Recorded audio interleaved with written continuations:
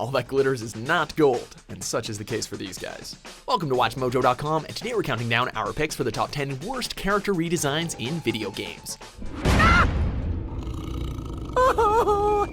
Before we begin, we publish new videos every day, so be sure to subscribe for more great content. For this list, we're looking at the most atrocious versions of classic characters in our favorite video games. These offenders are being chosen for bad depictions, disrespect to the original, or just being plain crappy. Hit the trigger, and it's instant fireworks. Number 10, Chris Redfield, Resident Evil 5. Copy that. Bear with us for a moment. There may not seem like there has been a drastic change similar to Jill Valentine, but it's easy to think that way until you look at the original design side by side with the redesigns. However, we really gotta give the spot to Resident Evil 5. What is this? The original Chris had an appealing design to him before he slowly became a generic white guy in army clothes. The biggest gripe is, well, his damn arms. I mean, holy crap, dude. How big do your biceps need to be? Maybe lay off the roids, bud. Then again, he will be punching boulders by the end of the game, so who knows. Number 9, Pinky, Doom 3.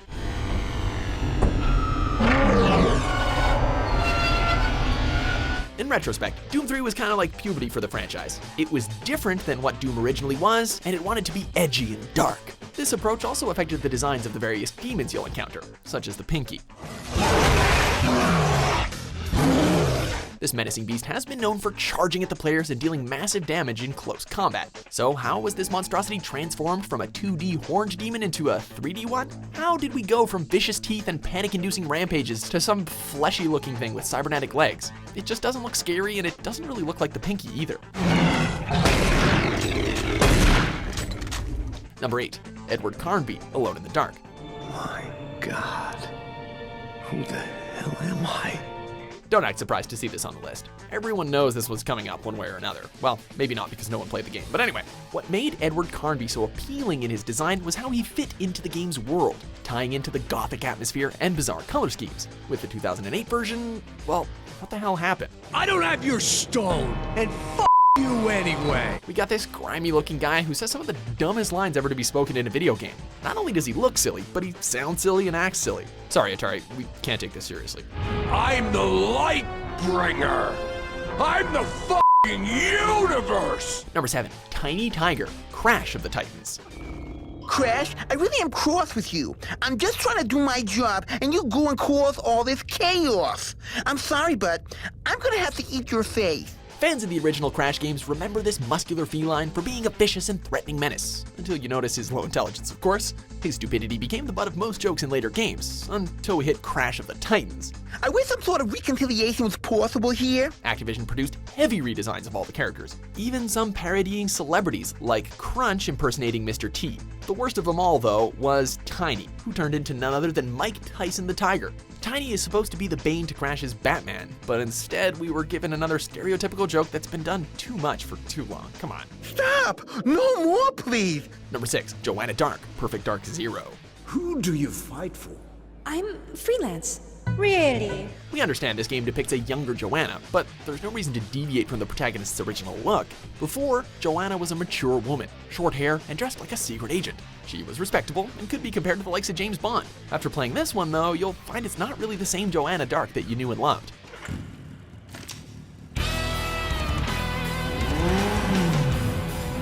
It looks like the Carrington Institute found a Kim Possible cosplayer and was like, yeah, you should be a secret agent. Because, you know, nothing says secret agent like a woman whose bright orange hair with highlights makes her stand out in a crowded room like her head's on fire.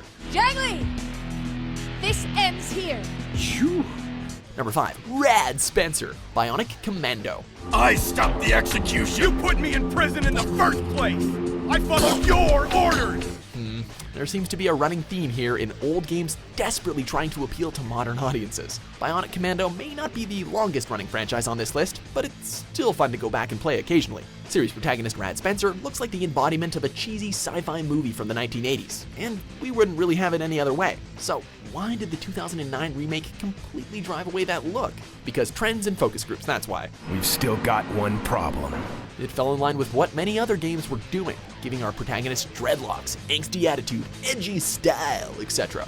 Oh, and they changed his name to Nathan Spencer, because Rad was too radical, I guess. Now, where did the rest of me land? Number 4, The Prince, Prince of Persia, The Warrior Within.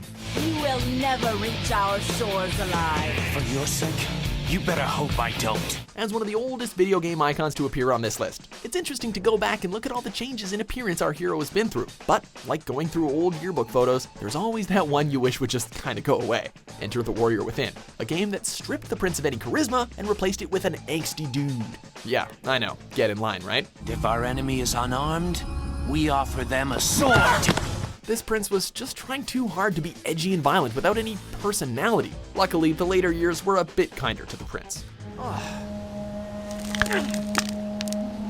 Number 3, Dante, DMC, Devil May Cry. Yeah, but you can call me Dante the Demon Killer. Has a nice ring to it, don't you think? We feel real sorry for the fans on this one. This reboot of the classic hack and slash series did not resonate too well with fans, especially with Dante's brand new design. Before, we had a cool, yet admittedly cheesy dude with style, flair, and a bad attitude. This Dante looks kinda like if Taylor Lautner had gone all vampire hunter in the Twilight series. You guys do seem really nice, but I'm more of a loner type. Trust issues, work alone, that kind of thing. They may both sport red trench coats, but at least the old Dante looks like he's ready for a fight and not coming straight from a frat party. Seriously, dude, a white shirt and jeans? And man, he's really not winning many new people over by insulting the old Dante.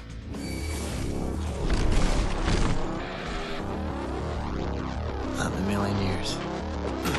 Number 2, Knuckles, Sonic Boom series. Okay there, fella, calm down. We are heroes, so obviously we can and will help. We're a pretty big deal. As evident with Tiny Tiger, big brute characters usually mean little intelligence. Knuckles of the Sonic franchise was a character who was strong and intelligent, and his shortcomings usually came from his headstrong attitude. Leave it to the Sonic Boom series to strip down and put Knuckles in a stereotyped role. Hey guys, are we wrestling? Instead of the design that kept with the Sonic the Hedgehog style, Knuckles was beefed up and dumbed down to be part of the game's comic relief. You can guarantee the internet did not let this go away, spawning thousands of memes criticizing the new design. Amy, Knuckles, go left! Give me a sec. I'm on it! Before we unveil our top pick, here are a few honorable mentions. I was getting a medal from the president. When I went to go shake his hand, I tripped and kind of punched him. You gonna let this no-good piece of trash play you like that? Number 1, Bomberman. Bomberman Act 0.